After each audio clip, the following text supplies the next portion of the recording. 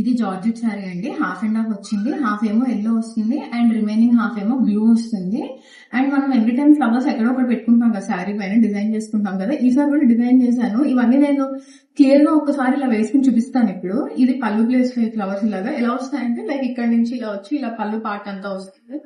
And దీని blouse ఒకసారి నేను మీకు చూపిస్తాను. బ్లౌజ్ ఏమో బ్లూ వస్తుందండి. బ్లూ అండ్ ఎల్లో ఇంకా కొన్ని కలర్స్ అయితే ఉన్నాయి. ఇదిగో చూడండి బ్లౌజ్. ఇవి ట్యాజెస్ కూడా ఇవ్వండి.